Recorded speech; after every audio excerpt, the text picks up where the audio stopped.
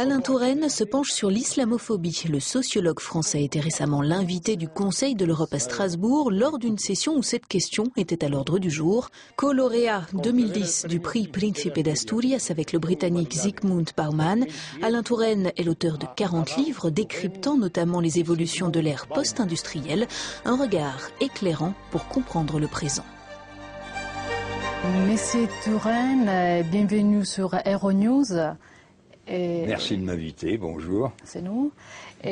Aujourd'hui, si on dit islam et si on dit musulman, on traduit automatiquement terrorisme et terroriste. Oh, n'exagérons rien, n'exagérons rien. Il y a une tendance à cela, et qui s'explique d'ailleurs simplement parce que le terrorisme makes news. Si vous voulez, quand il y a un attentat, même un petit attentat, un attentat suicide individuel, ça se voit. Et ça fait des nouvelles dans les journaux. Donc c'est la faute des médias, ça? Non, non, non. C'est simplement, il y a de la... Disons, les situations extrêmes sont toujours plus visibles. On peut dire que la religion est perçue comme un espace d'alarme. Je pense au référendum sur les minarettes en Suisse, je pense au débat sur la burqa en France. Écoutez, non, je ne suis pas d'accord avec ça. Parce que l'immense majorité des musulmans qui vivent en France, c'est 5 à 6 millions. Ouais, c'est quand même une énorme population, n'a rien à faire avec tout ça. Peut-être ça va se développer la burqa, mais à l'heure actuelle, qui est d'ailleurs plutôt niqab que burqa, mais on dit 2 à 3 000 personnes. C'est déjà beaucoup, parce qu'avant il n'y en avait pas. Mais enfin, disons entre 2 ou 3 000 et puis la moitié de 6 millions, c'est à 3 millions, il y a quand même une immense distance. En Europe, nous vivons sur la séparation de l'économique, du politique, du religieux. Quand vous dites islam, vous présupposez, comme M. Huntington avec ses fameuses civilisations, vous présupposez que tout ça fait un ensemble. Non, il n'y a pas en soi, il n'y a pas un ensemble qui est l'islam, un ensemble qui est la chrétienté. Laissons cet aspect en soi, direct, de religion. On est dans une période de catastrophe au niveau social. Écoutez, alors, je vous réponds tout de suite non, pour 2 raisons. La première, au niveau mondial, il n'y a pas de catastrophe. Le monde progresse. Le monde est en croissance. L'Afrique est en grande croissance. Moi, je vous parle des valeurs... Non, attendez, plutôt ça, hein. C'est un peu vague. Mais disons, économiquement, le monde va de mieux en mieux, sauf l'Europe. Même les Américains se sont redressés après la crise financière. C'est l'Europe qui, en 2010, montre, la Grèce d'abord, peut-être d'autres pays ensuite, montre qu'ils ne sont pas capables de se gérer et de dominer les problèmes. Bon, donc, attention, il n'y a pas une catastrophe mondiale. S'il y a une catastrophe, elle serait européenne. Donc c'est quand même une chose plus précise. Et puis d'ailleurs, l'Union européenne est un pouvoir faible, presque inexistant, alors qu'aux États-Unis, il y a un pouvoir que dans d'autres pays, en Inde, en Chine, il y a des pouvoirs. Bon.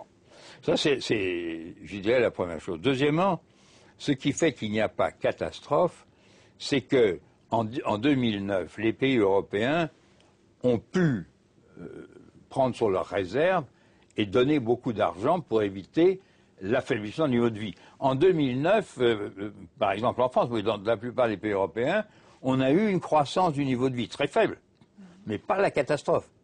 En 2010, ça va vraisemblablement être pire.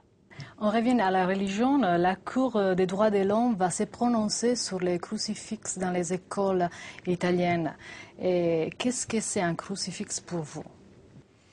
Écoutez, il y a beaucoup d'Italiens un peu modérés ou conservateurs qui disent, vous savez, le crucifix c'est un symbole national, ce qui est complètement grotesque. Le crucifix n'est pas un symbole national. Ça fait partie de notre tradition, de la tradition italienne. Ça fait partie de la tradition française, ça fait partie de la tradition allemande, anglaise, enfin tout ce que vous voulez. Les chrétiens, les Italiens ne sont pas la chrétienté. Ils ont le pape, gardez-le, c'est très bien, mais nous, on ne l'a pas, tant mieux. Mais si vous voulez, je pense, moi, que le crucifix, je suis un vrai Français laïque, et je pense que la laïcité est fondamentale pour résoudre les problèmes d'aujourd'hui, mais le crucifix, c'est l'emprise de l'Église catholique sur la vie publique italienne. L'adhésion de la Turquie à l'Union européenne, selon des analystes, a obstaculé l'adhésion, c'est le fait que la Turquie est un pays à majorité musulmane. Vous partagez cet avis? Alors, premièrement, autant que je sache, le processus d'entrée, le principe de l'entrée dans la Turquie en Europe a été voté en Europe. Donc, la Turquie, pour l'instant, on l'a fait attendre. Il ne faut pas dire qu'elle a été rejetée. Les gens qui sont... La plupart des pays sont favorables. Les pays hostiles, c'est la France et l'Allemagne. Et surtout la France. Bon, pour des raisons qui tiennent au président de la République, à son parti, etc. Moi, personnellement, puisque vous me posez la question, je suis un des plus forts partisans de l'entrée de la Turquie. Pourquoi ? Parce que je pense que pour nous, Européens, le grand problème aujourd'hui, c'est les rapports avec le monde musulman. Les Américains ont rencontré le monde musulman à travers des pays arabes. Des pays qui avaient été colonisés par les Européens, qui donc étaient hostiles, et qui n'ont jamais eu d'État fort. Donc ils sont dans les sentiments, si vous voulez, culturels et politiques d'hostilité. La Turquie, elle n'a jamais été colonisée, elle a colonisé beaucoup de monde, mais elle n'a jamais été colonisée, et elle a toujours eu un État fort.